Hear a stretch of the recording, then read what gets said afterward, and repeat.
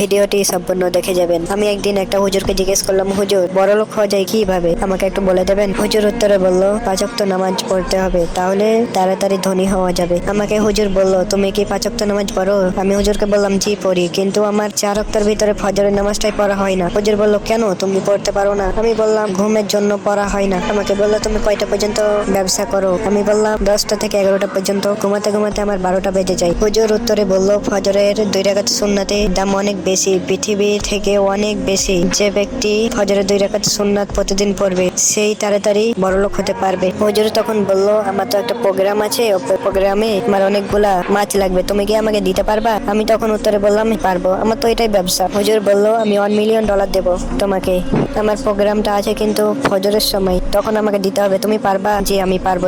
হুজুরটি তখন লোকটিকে জিজ্ঞেস করলো, তুমি এই প্রোগ্রামের জন্য তুমি মাছ দিতে পারবা? তুমি ফজরের 2 রাকাত সুন্নাত তুমি পড়ো না, এটা কি ঠিক? এটা ঠিক না। পৃথিবী যদি দাঁড়িপাল্লারে একদিকে থয়, 2 রাকাত সুন্নাত যদি আর একদিকে থয়, তাহলে 2 রাকাত সুন্নাতই ওজন হবে। ওই জন্য যারা নামাজ পড়ে না তাদেরকেই বলছি। তোমরা ভিডিও থেকে কি বুঝলা তোমরাই বলে যাও কমেন্টে। আল্লাহ আমাদেরকে এগুলো বোঝার তৌফিক দান করুন, আমিন।